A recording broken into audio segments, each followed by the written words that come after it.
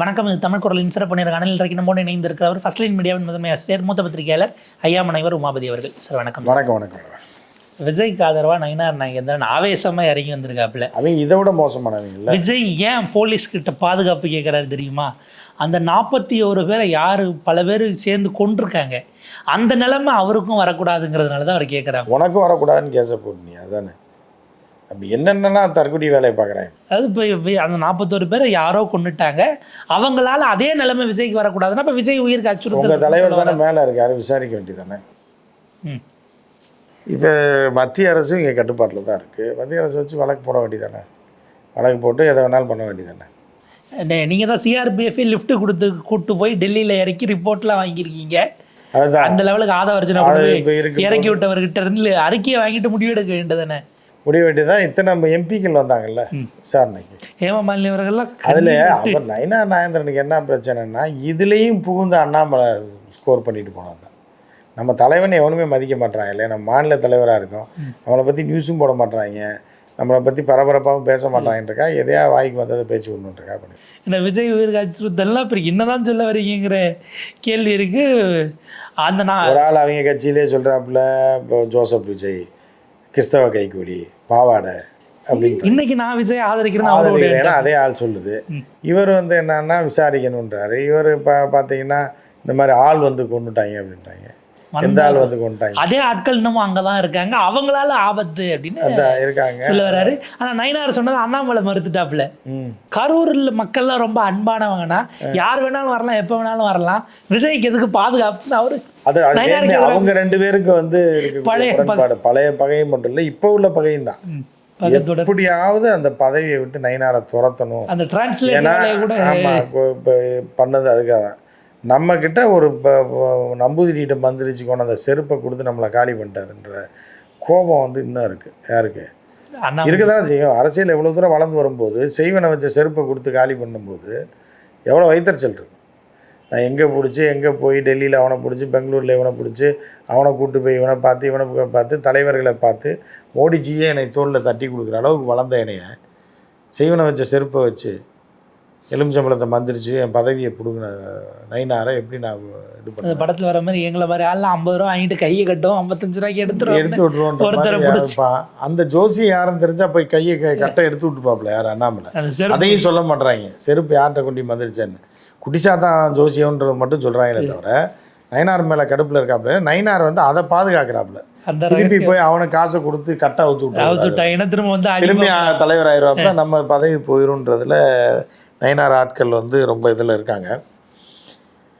அந்த வைத்தறிச்சலில் தான் நயினார் இந்த மாதிரிலாம் பேசுகிறாரு. சரிங்க. விஜய் ஆதரிக்க போய் எடப்பாடி பழனிசாமி எக்ஸ்போஸ் ஆகிட்டாருன்னு ஒரு விஷயம் இருக்குது. ஏன்னா எடப்பாடி கூட்டத்தில் 100 பேர் கொடியோட தாவேக்கா கொடியோட ஆடினாங்கன்னு போனால் அவங்கெல்லாம் அதிமுக டிஷர்ட்டை போட்டிருக்காங்கன்னு நம்ம ஆட்கள் ஜூம் பண்ணி எடுத்து போட்டு நியூஸ் சேனல்லே அடிச்சுட்டாங்க. இப்போ எப்படி அவங்க கட்சிக்காரங்கிட்டே கொடியை கொடுத்து ஆட்ட அவங்க கட்சிக்காரனும் கிடையாது, அது டிஷர்ட்டு ஓசி தான். அவன் சாதாரண ஆள், வெல்டிங் வேலை பார்க்குறவன். அந்த பையன் அவனுக்கு போலியா ஏடிஎம்கே டிஷர்ட்டையும் 250 ரூபாயும் ஒருத்தன் கொடுத்துருக்கான் கட்சிக்காரன். கூட்டம் அண்ணன் கொடுக்க சொன்னார், நீங்கள் வந்துருங்க. இன்னொருத்தன் ஒரு 200 ரூபாயை கொடுத்து இந்த கொடியை தூக்கி காட்டுன்ட்ருக்கான். அவன் 450 ரூபாயை வாங்கிட்டு ஏடிஎம்கே டிஷர்ட்டையும் போட்டுக்கிட்டு கொடியை காட்டிட்டு டாஸ்மாகில் சரக்கு அடிச்சுட்டு காலையில் வெல்டிங் வேலைக்கு போயிட்டான். அவன் அதிமுக காரணம் கிடையாது அந்த தம்பி. புரியுதா? கூட்டத்துக்கு கூப்பிட்டு வரப்பட்ட ஆள் 250 ரூபா கொடுத்து ஒரு டிஷர்ட்டும் கொடுத்துருக்காங்க, ஏடிஎம்கே டிஷர்ட் போட்டுட்டு நின்றுருக்கான். இன்னொருத்தன் வந்திருக்கான், 200 ரூபா கொடுத்துருக்கான். இல்லைங்க வாங்கிட்டேன், காசு ஏற்கனவே கொடுத்துட்டாங்க. இல்லை தம்பி இந்த கொடியை பிடிச்சிக்கோ அப்படின்னு சொல்லி தாவேக்கா கொடியை 100 ரூபாய்க்கு வாங்கிட்டு வந்து அவங்க கையில் கொடுத்து விட்டாங்க. புரியுதா? மொத்தம் 450 ரூபா. இப்போ போகிற இடமெல்லாம் அவருக்கு எழுச்சி. அவர் வேற கூட்டணிக்கு பிள்ளையார் சொல்லி போட்டாச்சு, கொடியை பார்த்தா தெரியுதான்னு அவரே பேசுகிறாப்புல. அதுதான் அவர் காசு அவர் தானே கொடுத்துருக்காரு, அதை அவர் தானே மார்க்கெட் பண்ணணும். கொடி பறக்குதானே தனுஷ். கொடினா பறக்கத்தான் செய்யும். கொடி என்ன படுக்கிறதுக்காக கொடி வச்சுருப்பாங்க, பறக்கிறது தான் பாயா. அது படுக்கிறதுக்கு இப்போ நான் இப்போ பாய் பறந்தா அரிசியா, கொடி பறக்கிறதுக்கு தானே கொடியே இருக்குது.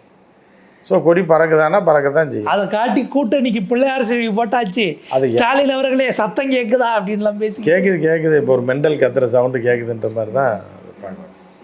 கேட்குற குமாரபாளையத்திலிருந்து உங்களுக்கு சத்தம் கேட்குதா, உங்கள் ஆட்சியை விட்டு வீட்டுக்கு அனுப்புகிற சத்தம் அப்படின்லாம் இது மெண்டல் மாதிரி வளர்றது தான். லைவ் பண்ணுறாங்க, அப்புறம் எப்படி சத்தம் கேட்காமல் இருக்கும். மைக் இல்லாமல் பேச சொல்லுங்க பார்ப்போம். எடப்பாடியார் பாவம் முடிஞ்சிட்டார். அவருடைய அரசியல் வாழ்க்கையே முடிஞ்சிருச்சு. குடும்ப வாழ்க்கை மட்டும்தான் இருக்குது. அரசியல் வாழ்க்கை முடிஞ்சிருச்சு, கூட்டணி வாழ்க்கை முடிஞ்சிருச்சு. அவங்க இந்த திடீர்னு அதாவது எடப்பாடியாருக்கு வந்து நடக்கிறது பூரா நன்மைக்கேன்ற மாதிரி இந்த 40 பேர் சாகலைன்னா இந்நேரம் எடப்பாடியார் பதவியிலே இருந்திருக்க மாட்டார், தூக்கியிருப்பாங்க. 40 பேர் செத்ததுனால இப்போ எடப்பாடியாரை விட்டு வச்சுருக்காங்க. இனி இந்த மாதம் எண்டில் தூக்கிடுவாங்க.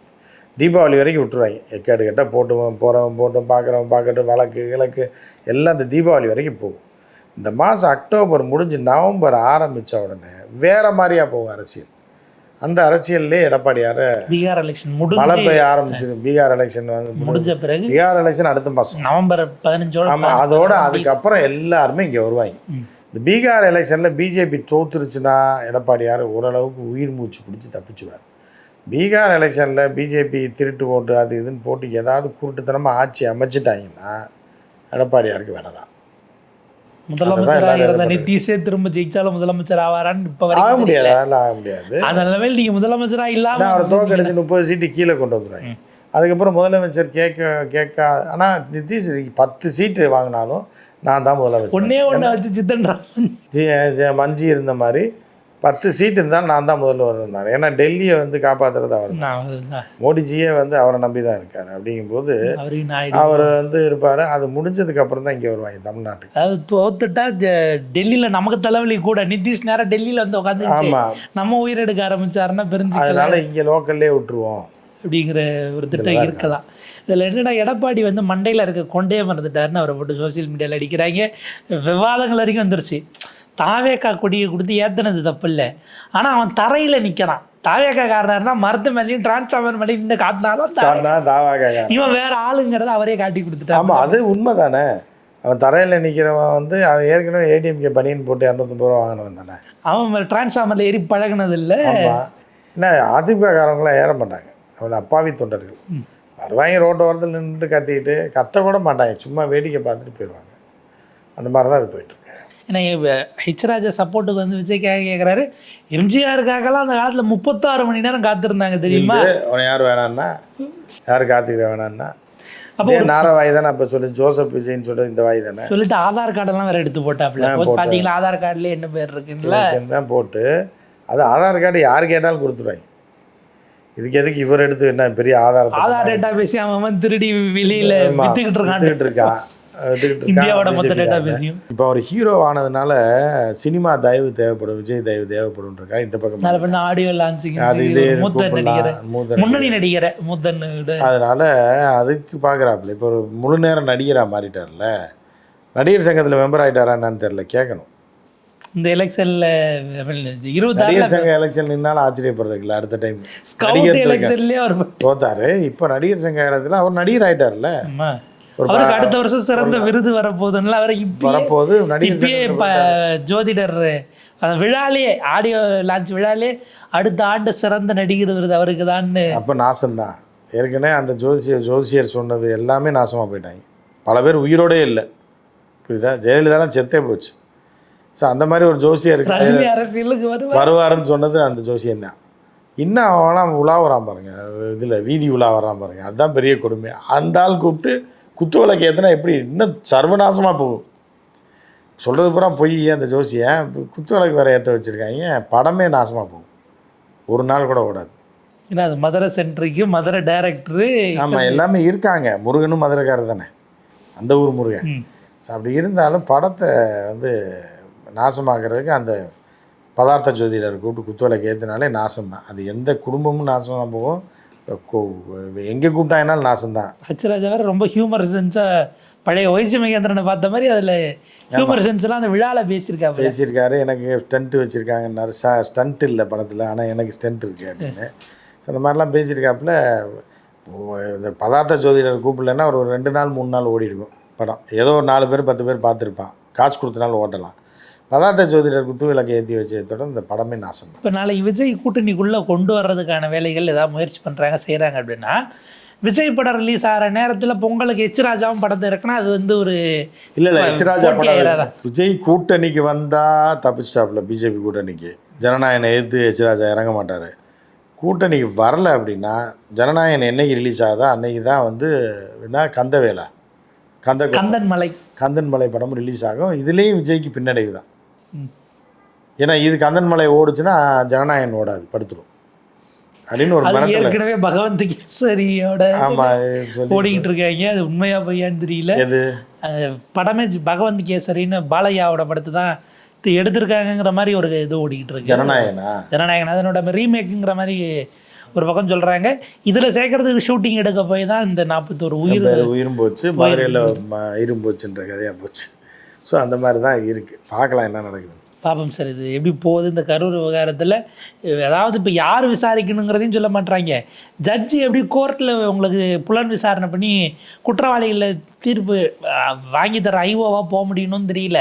ஒரு ஆக மொத்தம் அவங்க கோர்ட்டுக்கு போனது விஜயை திட்டுன்னு அந்த ஜட்ஜ்மெண்ட்டில் இருக்க அந்த இதெல்லாம் நீக்கிருங்கன்னு கேட்க போனது. அதான் தெரியுது. இப்போவும் அவங்களோட இமேஜை காப்பாற்றிக்க தான் விஜய் போயிருக்காருன்னு புரிஞ்சுக்க முடியுது. அவர் கரூருக்கு போகிறாரா, நேரில் பார்க்க போகிறாரா, என்ன ஏதுங்கிறதெல்லாம் நம்ம பொறுத்திருந்து பார்ப்போம். உங்கள் நேரத்துக்கு நன்றி, வணக்கம்.